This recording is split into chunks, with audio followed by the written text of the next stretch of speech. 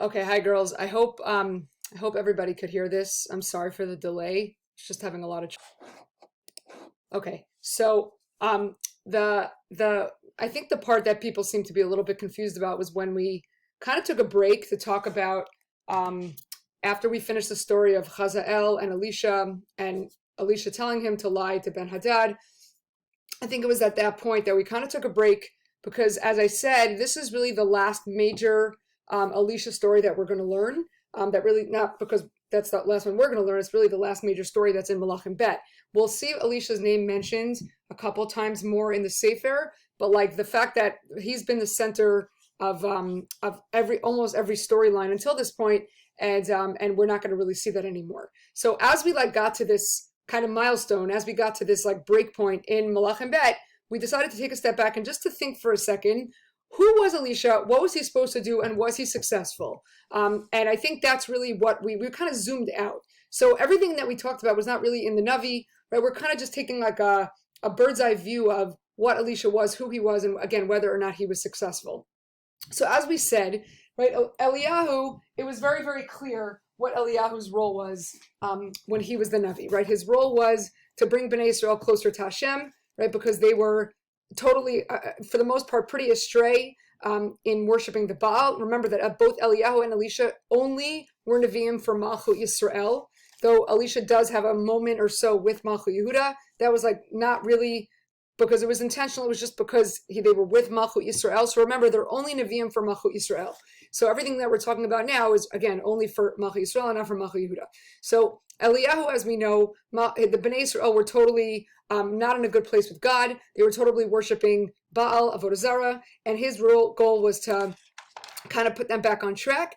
And to a degree, Eliyahu was successful. Obviously, his mannerisms and the way he went about it wasn't always ideal, right? And he was a little bit too harsh on Bnei Israel, right? And he basically his role ended, and he really didn't finish all the things that Hashem had told him to do. Probably because Hashem realized that it wasn't working. Eliyahu was, but ultimately, he was probably a little bit too harsh for what Bnei Israel needed at the time. So then in comes Elisha, who's much softer, who's much sweeter, who's much more sensitive than Eliyahu ever was. But if Eliyahu's role was to bring Bnei Israel closer to Hashem because of Baal, Baal was not a thing so much once Elisha started. So what really was Elisha's role?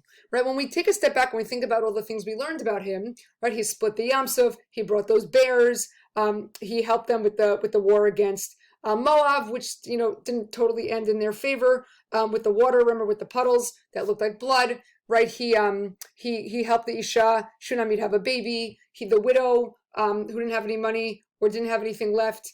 He helped with the miracle of the oil, and it goes on, right? And he did all these miracles, but when you put it all together, like, what's the common denominator here? What really was Elisha supposed to be doing? So what I did here, you have in front of you here is, I just didn't have an extra copy of the sheet, is really a lot of what I gave out to you in class. So I'm going to read this together with you, and I hope this will kind of give you a little bit of clarity. But what is the role of Elisha? We have followed him for some time now. He generally seems to be a non-vindictive figure, meaning he wasn't threatening, he wasn't like harsh, usually providing assistance or sort of one sort or another to individuals, groups, or the nation. Does Elisha share the characteristics of the malicious Hazael and Yehu? Even though he initiates the reign of these two leaders, is Elisha filled with malevolent intent? Right. So as we're gonna see in the upcoming prakim, Hazael, who's the king of Aram, Yehu becomes the king of Malchut Yisrael. They are kind of ruthless to a degree, and not always bad, but they're kind of ruthless. They kill a lot of people, mainly because they had to. But when you kill a lot of people, it says something about your personality, right? So what is Elisha, right? Is Elisha a part of this? Like, really, what is he? If anything, the persona of Elisha seeks to soften the blows of Aram rather than heighten its effect. Elisha's entire tenure as a Navi is characterized by military defeat, invasion, and famine, right? If you think about it, right, Elisha, basically, Aram is the big thorn in the side during the days of Elisha, and it doesn't really go away, right? He doesn't put it to bed. It's going to just come back again as we continue. So at the start, Elisha participates in a war against Moab that ends shamefully. Remember, one king, we don't know which one, sacrifices his son, and the war just kind of ends. So they don't really finish that war. His period witnesses sporadic behavior attacks coming from Syria, this is Aram, okay, which intensify, eventually culminating in a terrible siege that inflicts desperate starvation on the capital city. Famine is prevalent throughout Elisha's era, and these are really tough times. So that's the reality that Elisha is living through. In Hashem's original instructions to Eliyahu, it seems that Elisha was designated as part of the punishing force alongside Hazael and Yehu. We talked about this, right? When Hashem tells Eliyahu that he has to anoint these three people, Elisha, Hazael, and Yehu, not in that order. And basically Hashem tells Eliyahu that whoever Hazael doesn't kill, Yehu's going to kill. Whoever Yehu doesn't kill, Elisha's going to kill, right? So Elisha seems to be totally a part of this chain. In fact, Elisha adopts a very, very different role. Okay, so he doesn't really become the third member of this killing squad. And who are they killing? They're killing the family of Achab. Remember that Eliyahu cried to Hashem that Bnei Israel are astray and they're not serving Hashem. And ultimately, this all could be traced back to Achab and the pretty serious influence that he and Izebel had on Bnei Israel. And ultimately, what Hashem decrees is that the entire house of Achab, the whole entire family of Achab, is going to be killed by Hazael, by Yehu, and seemingly by Elisha, but ultimately Elisha ends up adopting something different. So if you look over here, Elisha adopts a very different role. Elisha, during a time of phenomenal difficulty for the kingdom of Israel, for Malchut Yisrael, serves as something of an antidote. An antidote is a cure or a medication, right? A counterbalance. Elisha's miracles serve individuals or small groups. In the national arena, so in terms of the nation, he has impressive powers. Fiery horses and chariots that surround him, right? The ability to know the location of enemy attacks, to blind an army, and to predict the end of a siege. Right? We saw all this and all the things that we learned about him. However, his powers never extend to defeating the enemy or to forestalling the siege. I mean, he can't prevent the siege. He doesn't even end the siege, right? He can't miraculously kill off Aram forever. However, Elisha's powers are impressive. But whereas on the one hand, he offers benevolent, meaning kind, assistance and a sense of hope, he is also powerless to alter the strategic balance of Aram's relentless military assault. The pendulum, which means the swinging back and forth, of punishment cannot alter its course. So again, this leads us to ask the question, so what is his role? That's nice that he does all these cute little miracles, but if he couldn't do any of the big stuff, which Eliyahu seemingly was able to do, then really what legacy is he left with? What are we supposed to think of Elisha now that we're basically done learning his stories? Amazingly, Elisha escorts Yisrael through a period that would appear to exceed 60 years. Yisrael spends almost this entire period under the intimidation of Aram or domination. And it would seem that Elisha's time span as a Navi is uncannily aligned with the period of Aram's dominance. It is not right. They kind of go hand in hand. For all this time that Elisha was a Navi, and yes, he was a Navi for 60 years. We're not going to get into how that works in terms of the timing. Okay, but all the time he's a Navi, Aram is just constantly waging these assaults on Malchut Yisrael. So it is not coincidental that Elisha's final act is to pronounce the fall of Aram and the rise of Yisrael, a geopolitical reversal whereby Aram will be defeated and Yisrael will restore its northern border. Remember that his final act really is to anoint. The final story that we saw about him was telling Hazael to lie to Ben-Hadad, right, and ultimately to kill him off.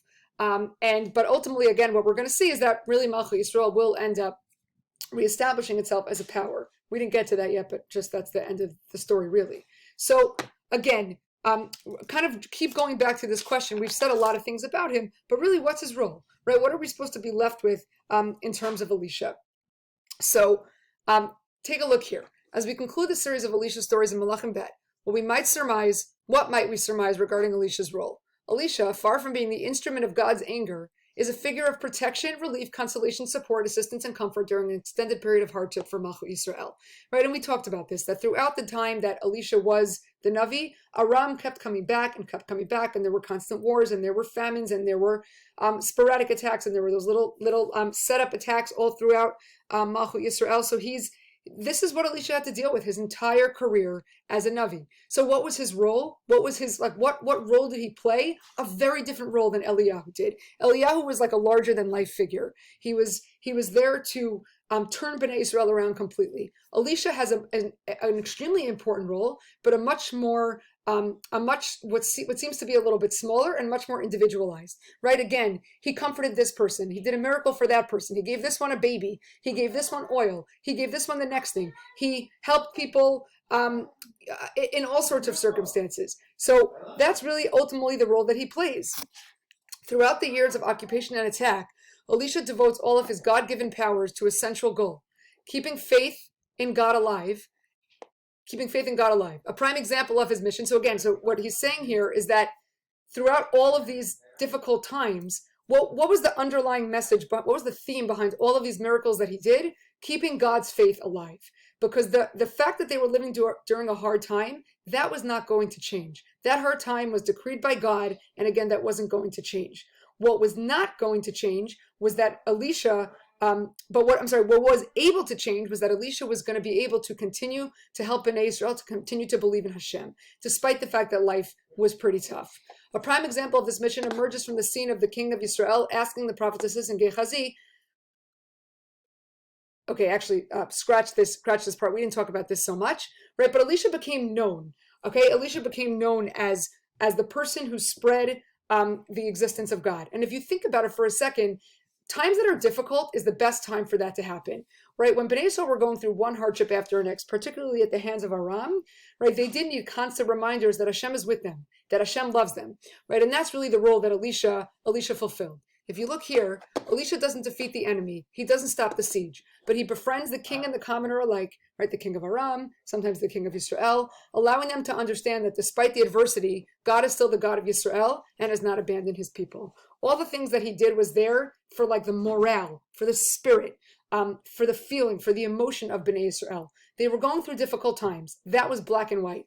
But how they handled themselves and what they thought about during those difficult times, that's really the role that Elisha was there to play. So again, we just took a little bit to zoom out and to try and understand what role really Elisha plays in his job as a Navi. We have to understand, right? We can't just look at each individual story and assume he just went with things. There was an underlying role here that Elisha was playing, and that role was again to be there for Bnei Israel and to continue to show them that Hashem is there for them and that Hashem loves them, despite the fact that they're living through a difficult time with Aram.